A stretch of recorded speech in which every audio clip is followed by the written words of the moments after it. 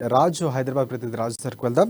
Assembly ఎన్నికలపై BRS వ్యూహాలు రచిస్తున్నటువంటి పరిస్థితి కనిపిస్తుంది. ఫస్ట్ లిస్టు రెడీ చేసినటువంటి గులాబీ బాస్ గతంలో 105 మందితో మొదటి లిస్టు ప్రకటించినటువంటి కేసీఆర్ లక్కీ నెంబర్ 6 కలిసి వచ్చేలా అభ్యర్థుల సంఖ్య ప్రకటించినటువంటి పరిస్థితి కనిపిస్తుంది. మొదటి జాబితాలో 87 అభ్యర్థులు ఉండే అవకాశం కనిపిస్తుంది. ఇక మొదటి జాబితాలో గెలుపు గుర్రాలకే అంటే ఎక్కువగా సాధ్యాలు పరిశీలించుకునే అవకాశం కనిపిస్తుంది. వాళ్ళకే ప్రాధాన్యత ఇచ్చే అవకాశం కూడా కనిపిస్తుంది.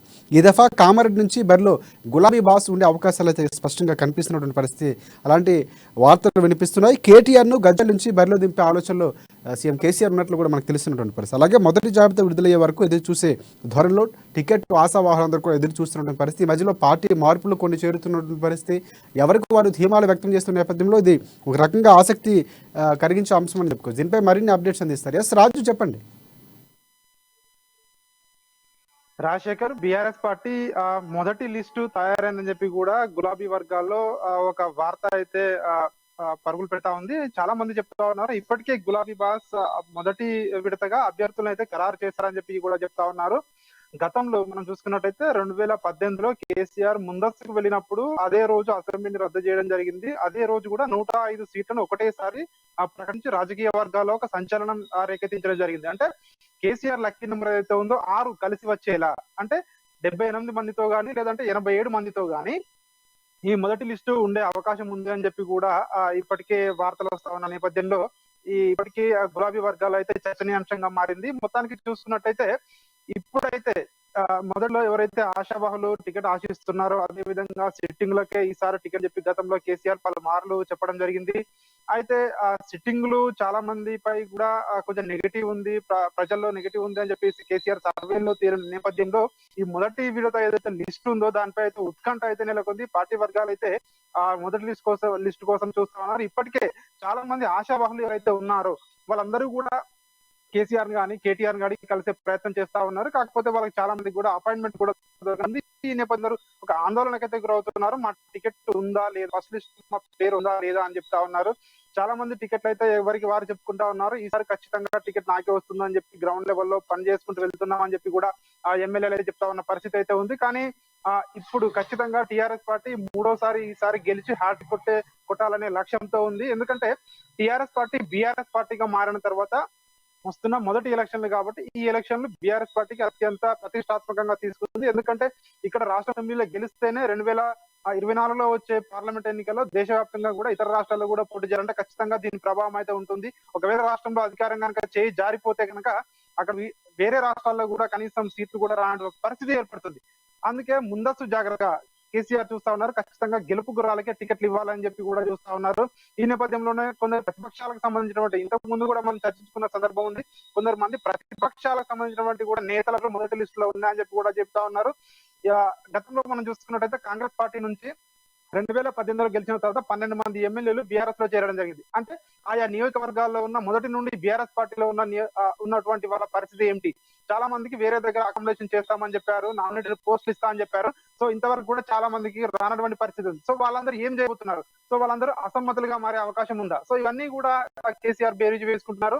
చాలా మంది ఎవరికైతే టికెట్ వస్తుందో రాదో అని డైలమాలో ఎవరైతే ఉన్నారో, మీమాంసలో ఎవరైతే ఉన్నారో వాళ్ళందరూ కూడా మొదటి లిస్టు విడుదల అయ్యేంత వరకు కూడా వేచి చూసే ధోరణిలో ఉన్నట్టుగా కూడా తెలుస్తా ఉంది. ఇప్పటికే వాళ్ళందరూ కూడా అటు కాంగ్రెస్ పార్టీ తోటి బీజేపీ పార్టీ తోటి కూడా టచ్ లో ఉన్నట్టుగా కూడా సమాచారం అంతా ఉంది. ఎందుకంటే ఒకవేళ బీఆర్ఎస్ పార్టీలో కనుక టికెట్ కనుక చివరి నిమిషంలో రాకుంటే ఖచ్చితంగా ఇతర పార్టీ నుండి ఖచ్చితంగా గెలిచి అసెంబ్లీలో అడుగు పెట్టాలని చెప్పి కూడా చాలా మంది ఇప్పటికే ప్రతిపక్షాల పార్టీలతో ఇతర పార్టీలతో కూడా టచ్ లో ఉన్నట్టుగా కూడా తెలుస్తా ఉంది.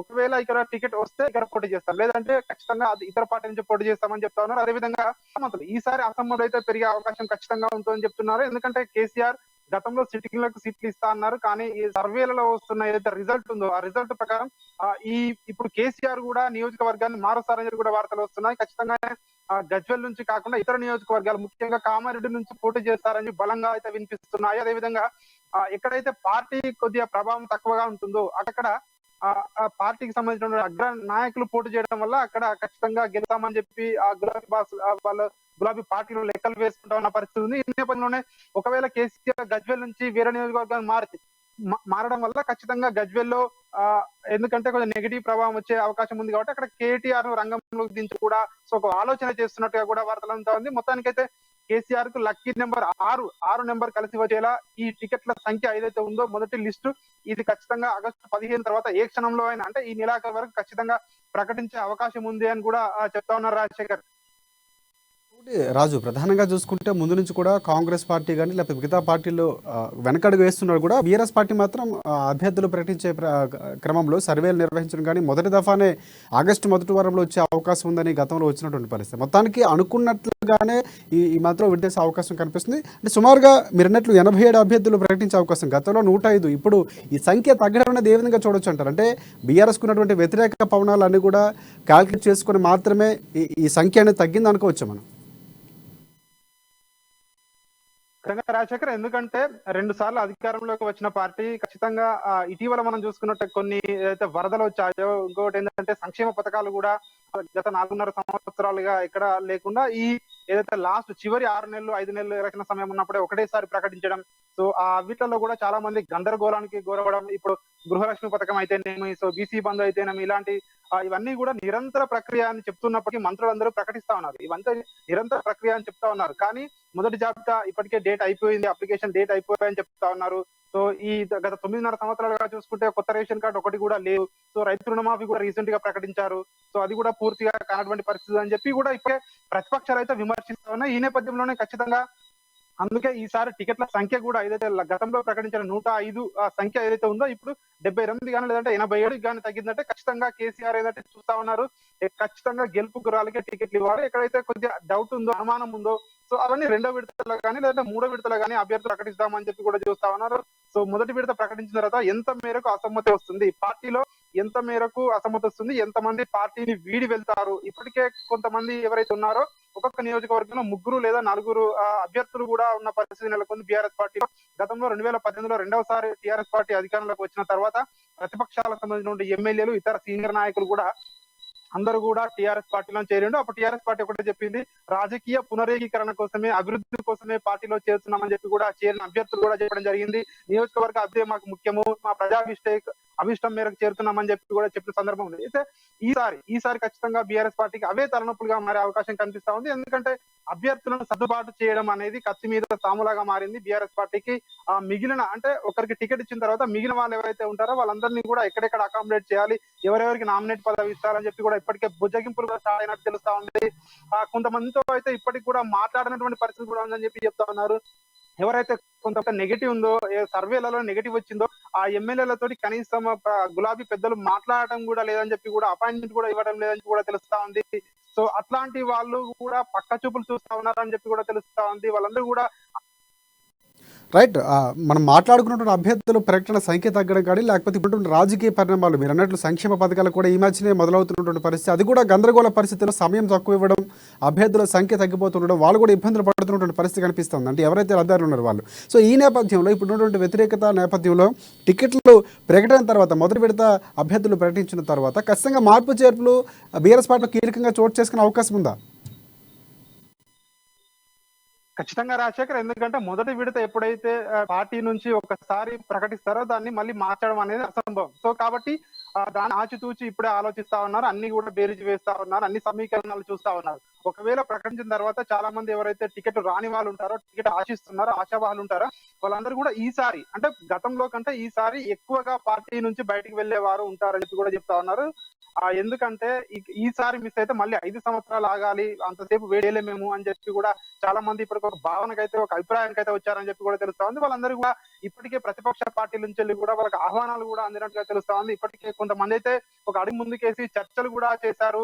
సో అక్కడ కన్ఫర్మ్ చేసుకున్నారు అని చెప్పి కూడా టికెట్ కన్ఫర్మ్ చేసుకున్నారు అని చెప్పి కూడా వార్తలు వస్తున్న నేపథ్యంలో అయితే మొత్తానికి మీరు అన్నట్టు టికెట్ల సంఖ్య ఏదైతే తగ్గుతుందో ఇప్పుడు 78 కానీ లేదంటే 87 కానీ, లక్కీ నెంబర్ కేసీఆర్ 6 నెంబర్ కాబట్టి ఇప్పుడు ఖచ్చితంగా తగ్గింది. ఎందుకంటే వ్యతిరేకత అనేది కేసీఆర్ సర్వేల ద్వారా వ్యక్తమైందని చెప్పి కూడా వార్తలు వస్తున్నాయి. ఇప్పటికే ఐపాక్ టీం ఏదైతే ఉందో ఆ టీం ద్వారా ఇప్పటికే కేసీఆర్ కూడా అది కాకుండా కొన్ని ప్రైవేట్ సర్వేలు కూడా నిర్వహించినట్టుగా కూడా తెలుస్తుంది. ఆ సర్వేలో కొంచెం తక్కువ సీట్లు వస్తున్నట్టుగా తెలుస్తుంది. ఎక్కడెక్కడ తక్కువగా ఉన్నాయో అక్కడ ఆ నియోజకవర్గాల్లో దృష్టి పెట్టాలని చెప్పి కూడా ఇప్పటికే ఆ జిల్లా మంత్రులకు కూడా పలు సూచనలు కూడా చేసిన పరిస్థితి కూడా ఉంది రాజశేఖర్. మొత్తానికి ఈ ఏదైతే ఉందో అభ్యర్థుల ప్రకటన లిస్ట్ ఏదైతే ఉందో ఖచ్చితంగా ఈ నెలాఖరు వరకు ఈ లిస్ట్ ఎప్పుడు వచ్చే అవకాశం కనిపిస్తుంది అంటే ఆగస్టులో అని గతంలో వచ్చినప్పుడు కూడా ఎప్పటికీ అంటే ఒక పలానా తేదీ లేకపోతే ఈ వారంలో విడుదల చేసే అవకాశాలు ఉన్నట్లు ఏమైనా వార్తలు వస్తున్నాయి.